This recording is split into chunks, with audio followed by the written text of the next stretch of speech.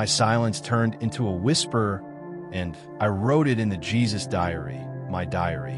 The morning rose as softly as a sigh from heaven. The air still carried yesterday's dust, and yet something in the silence felt new, fragile, like a prayer whispered too quietly to catch. I walked through the narrow alleys of the town, past closed doors and hurried footsteps, but none of that reached me. What touched me was her, not her scream, but the moment before it, before sound became sorrow, before pain became echo. That breathless second when her eyes met mine, and everything in me fell silent. Her body hadn't moved yet, but her soul had already spoken. Her mouth hadn't cried out, but her silence tore deeper than any voice could. And in that gaze, raw, cracked, pleading, I saw the question no one else dared to ask. Will you still see me? After this, before judgment came, before hands gripped stones, before anyone pointed, her eyes confessed everything, not in defense, but in surrender. And something in me broke, not because of what she had done, but because of what she believed she had become. She didn't think she was worthy of being looked at, and yet, in her breaking, she looked at me. If this moment reached something buried inside you, if you've ever said nothing but prayed someone would see everything, leave your like now. Not just for the story, but as a quiet echo of your own heart saying, I'm still here, and I still want to be seen. She hadn't spoken a word, but her silence said everything. The kind of silence that screams inside the soul. The silence of someone who no longer believes anyone will listen. She was not just a woman accused. She was a heart discarded, a name erased, a story interrupted at its most fragile page. And the eyes that found me from beneath her shame, those eyes didn't ask to be rescued. They asked to be recognized, not as clean, not as holy, just as human. I had seen lepers abandoned, soldiers weeping, children starving, and widows begging. But none of it carried the same ache I felt when I looked into her. Not because her sin was greater, but because her worth had been forgotten. They hadn't brought her to me for justice. They had brought her for spectacle, to prove their righteousness by extinguishing hers. And the crowd, oh, the crowd, how quickly it forgets its own brokenness when it smells blood. They didn't see her. They saw their own anger reflected back. She was a mirror, and they were ready to shatter her to protect themselves from what they feared to confront, their own need for grace. One man clenched his fists. Another held a stone so tightly his knuckles turned white. But no one noticed her breathing. No one noticed the way her fingers gripped the earth, as if she was asking it to swallow her whole before they could. And I felt the war within myself, not between mercy and law, but between heartbreak and restraint. I could have spoken then, could have declared truth that would silence them all. But I waited. I watched her, because before her body was saved, her soul needed to believe it wasn't too late, that she was still seen, still known, still held in the eyes of the one who formed her in secret. And in that sacred stillness between accusation and answer, something in me broke too. Because love doesn't ignore pain, it walks into it. And that day, I wasn't just the teacher. I was the witness to a woman the world refused to look at, but whose eyes never stopped speaking. I knelt down, not because she deserved it in their eyes, but because in mine, she had never stopped being worthy. Her tears had already carved the sentence the world was trying to write in stone. But I wasn't there to condemn. I was there to remind her who wrote her story in the first place. The wind paused, not because the atmosphere changed, but because heaven itself refused to interrupt the holiness of what was unfolding. Dust danced around us like the breath of time, stilled for just one soul. I drew on the ground, not to distract, but to declare, not judgment, but mercy. Not punishment, but pause. Each movement of my finger was not a verdict. It was a sanctuary, a holy interruption in the rhythm of shame. She looked at me again, not with fear, not with anger, but with a fragile hope that dared to wonder. Could this really be happening? Could I really still be seen as worthy? Her eyes asked what her voice couldn't, and that silence, that moment of unspeakable grace, was louder than all the stones they didn't throw. because the scream that echoed that day wasn't hers. It belonged to a world addicted to blame, to those who seek justice without mercy, who hold stones instead of stories. But I didn't answer their scream with thunder. I answered with shadow. I stood up slowly, and my presence fell over her like a shield. Let the one who has no sin. I didn't shout. I just reflected. I turned their eyes inward, and one by one, stone by stone, the noise fell. She didn't run. She didn't collapse. She knelt, still weeping, still trembling, still unsure she was allowed to breathe in freedom. So I turned gently, not with command, but with compassion. Where are they? And when she said, "Gone," I answered with the very breath of heaven. Then neither do I condemn you. Her thanks didn't come through words.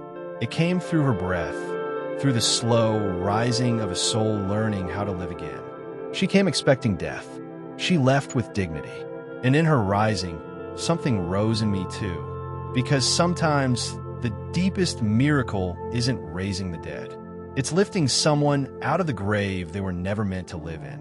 And if something in this page of Jesus' diary stirred something in you, then maybe it wasn't just a story. Maybe it's a mirror, a whisper, a reminder. Subscribe now, not just to watch, but to remember, to breathe again, to heal with me, one page at a time.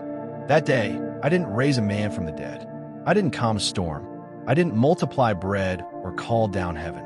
But something holy still happened, not in thunder or glory, but in the silence between judgment and mercy. It was quiet, almost invisible, but it changed me. It reminded me why I came. It reminded me what heaven looks like when it bends low to meet someone at their lowest. Before she screamed, before her voice broke with fear, her eyes spoke. And what they said wasn't loud, but it echoed through me like a cry only the soul can hear. They asked, "Am I more than my mistake? Is there still something in me worth saving?" And in that glance, I saw the ache of every heart that's ever been caught, exposed, afraid.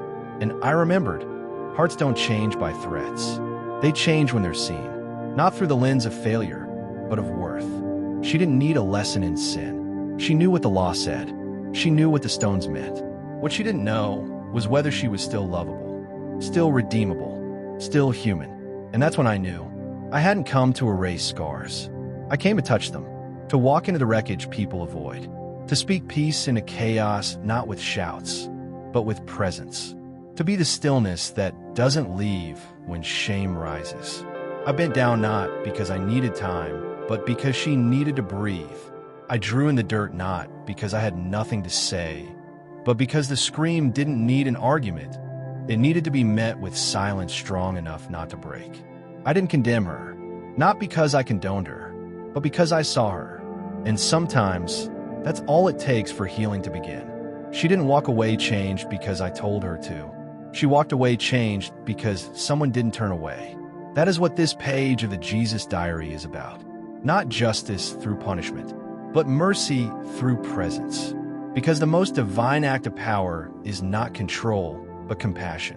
If you've ever needed a second chance, if you've ever been seen in your worst and still called worthy, then share this. Let the world know. Sometimes the greatest miracle is to be loved anyway. I walked away slowly that day, not because I was uncertain of what had just happened, but because something eternal had shifted inside me. It wasn't the noise that shook me. It was the silence. Not the scream that came later, but the stillness before it broke. The kind of silence that only souls carry when they are too wounded to speak. She stood there, surrounded not just by accusers, but by memories. Not just by judgment, but by shame that had lived in her longer than anyone knew. Before her scream filled the air, her eyes had already cried out. And that cry wasn't for mercy. It wasn't even for freedom. It was for something deeper, to be seen without being erased, to be known without being reduced. Her gaze asked me something most never dare speak aloud. Am I still worthy of being loved after what I've done? That question didn't haunt me. It called me. It reminded me why I came. Not to hover above pain, but to descend into it. Not to cast judgment, but to carry burdens. I didn't ask her for an explanation. I didn't offer her a lecture. I let silence speak what grace already knew. That love doesn't wait for perfection. It enters the mess and stays. That day, I didn't perform a miracle people could applaud. I gave something heaven values even more: presence. I stayed when others walked away.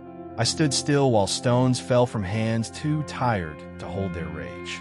I watched her trembling breath slow down, not because her shame disappeared, but because she realized she wasn't alone in it anymore. I came not to erase what had been done, but to write something new on top of it. Not with stone, but with tears. Not with condemnation, but with a gaze that said, "Even now, especially now, you are still mine." She didn't need proof of her failure. She knew it. What she needed was someone who saw more than her failure. And now, as I write this page in my Jesus diary, I wonder how many people still carry that same question in their silence. How many are still waiting for someone to not flinch at their story, to not throw the first stone, even with their eyes? So I ask you, have you ever looked into someone's eyes and seen the scream that never came out?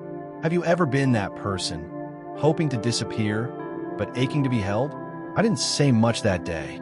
I just let that moment become word. In my Jesus diary, if her eyes spoke to something deep inside of you, if you've ever stood at the edge of shame or silence, aching for someone to see beyond your past, then this story wasn't just hers.